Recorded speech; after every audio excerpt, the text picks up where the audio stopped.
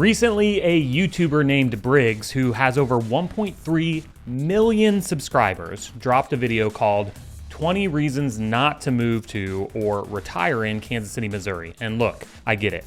Click-driven content works, fear sells, but as someone who's actually helped hundreds of people move to, from, and around Kansas City, I think it's time for a reality check. So today I'm going through his points, all of them, and giving you the full picture because yeah, Kansas City has problems. Every city does, but let's be honest about what those problems actually mean for people who are living here. If you're new here, my name's Kyle, a local realtor, and I've helped hundreds of people move to, from, and around the Kansas City Metro. So if you're even thinking about moving in the next 3 days or 3 years, reach out to us at movingtokc.net/info. Now, let me start by saying this. I'm not here to pretend that Kansas City is perfect. It's not, but some of these reasons not to move here are either outdated, overblown, or apply to literally every mid-sized American city. So let's break them down, starting with the practical stuff. Briggs says Kansas City is spread out and car dependent. He even compares it to Los Angeles, of all places. And for most of the metro, that's true. It is spread out. But here's the thing. Driving here isn't that bad. We don't have strained infrastructure. We're not limited by mountains or an ocean. You can get pretty much anywhere in the metro in 30 minutes, and that's driving 30 miles, not 3. Compared to California, New York, or Denver, where I lived for almost 10 years, that's nothing. And we're actually adding real public transit. The new $350 million streetcar extension just opened, and there are parts of the city where it's absolutely viable to live without a car now. That wasn't the case 5 or 10 years ago. So yes, most people will need a car, but the commutes are reasonable and traffic is manageable. Plus, we're building infrastructure that's changing the game. Speaking of infrastructure, let's talk about the roads themselves. Briggs says Kansas City ranks among the worst US cities for potholes. And yeah, within Kansas City, Missouri proper, especially the urban core, that's pretty accurate. Here's why. Kansas City has too much infrastructure to maintain due to a post-war annexation spree. The city got too big, built roads everywhere, and now struggles to keep up. That said, the city has resurfaced hundreds of miles of roadways recently, including roads in the east side like Troost and the Paseo that haven't been touched in years.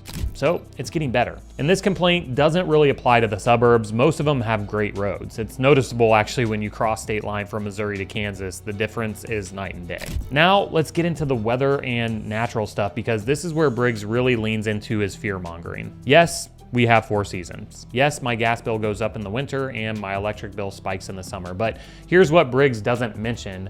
They're never both high at the same time. And honestly, our weather patterns aren't as severe as you'd think for the Midwest. We still get plenty of 60, even 70-degree days in November. Now, the humidity in the summer is real. I'll give you that, especially after living in a dry climate like Colorado, but living in a neighborhood with bigger trees makes a huge difference. January and February are definitely the coldest months, so if you can survive 2 months of misery, you should be fine. Now, this next one is funny because as I sat down to kind of write my bullet points for this script, it's the first Wednesday of the month and they're testing the tornado sirens. My wife just texted me that our 8-month-old is having the best nap he's had in weeks. And they woke him up because our Siberian Husky loves to howl along with them. But outside of that, we don't really hear sirens very often.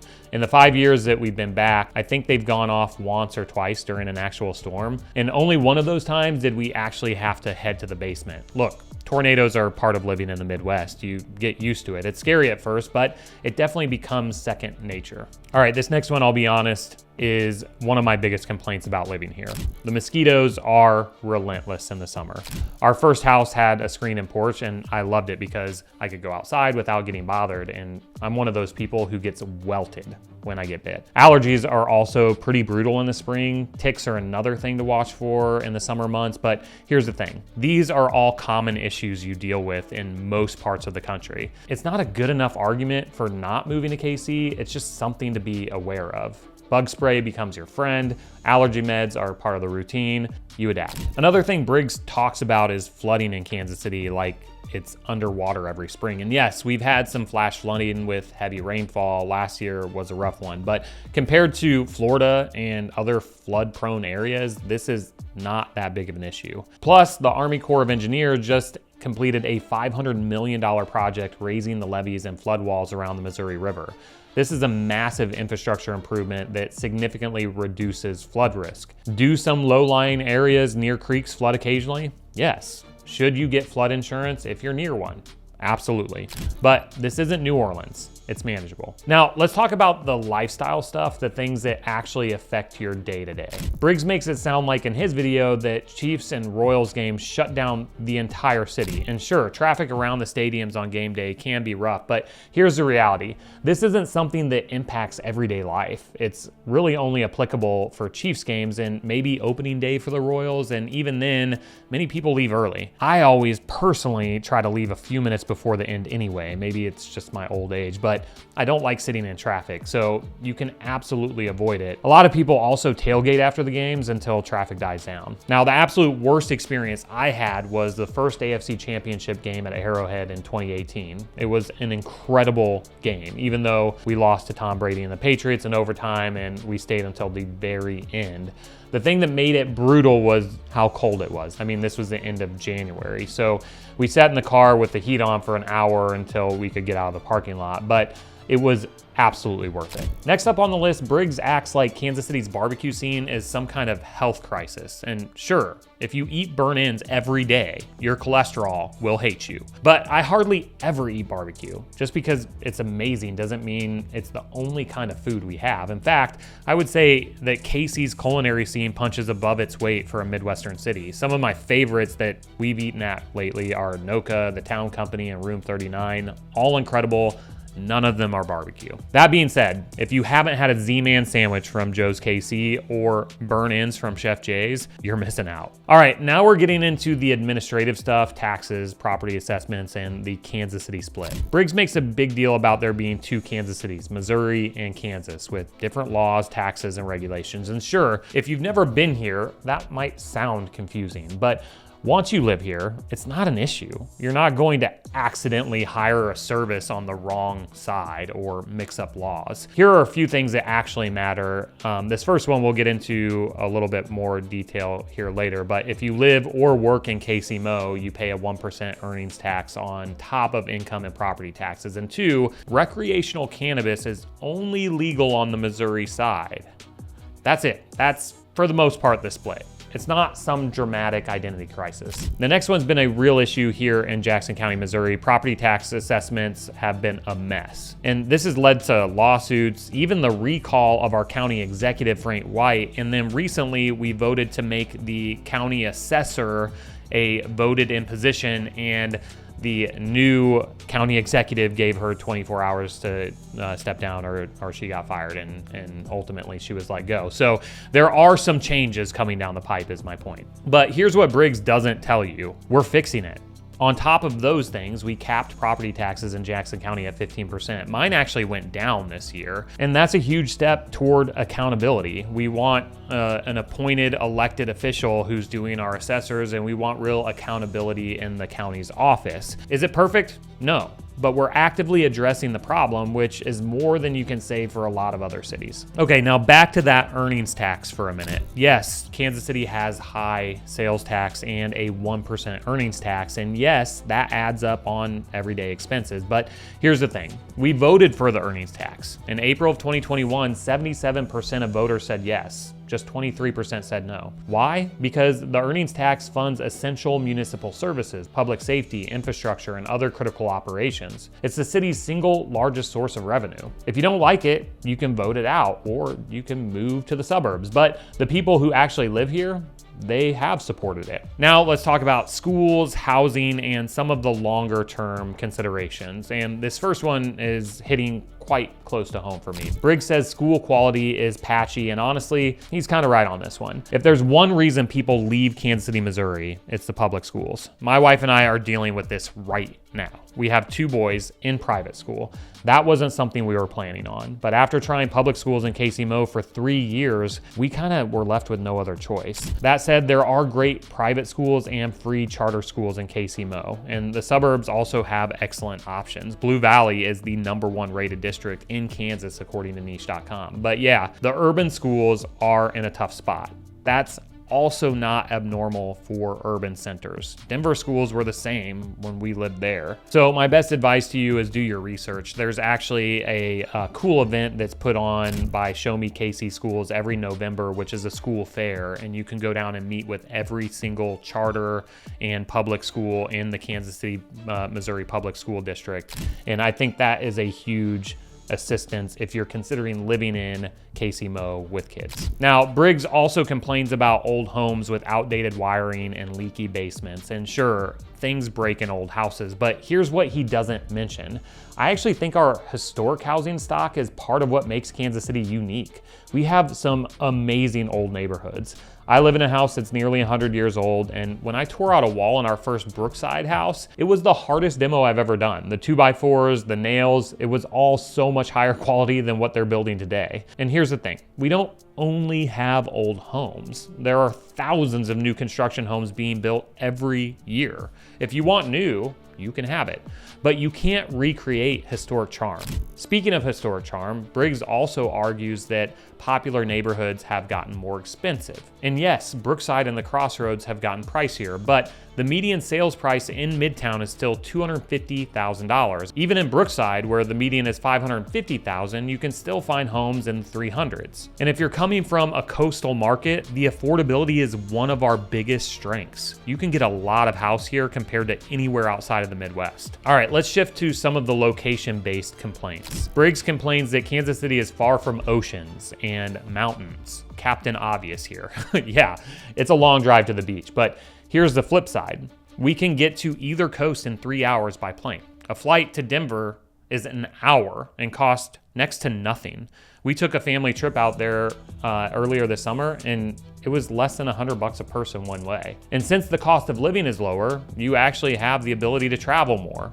I loved living in Denver, but as the cost of living grew, our ability to enjoy the mountains on a regular basis shrunk. Does it stink not having them in our backyard? Absolutely. But there's more to quality of life than just proximity to an ocean or mountains. Now, another thing he mentioned was the lack of nonstop flights. Look, we just completed a new $1.5 billion airport terminal in 2023, and this has opened up our access to direct flights. It seems like every single month they're adding more routes. Just announced, starting in June of 2026, Southwest will launch daily nonstop service from Kansas City to Boston, plus weekend service to Savannah and Norfolk. Is it a major hub like Atlanta or Dallas? No.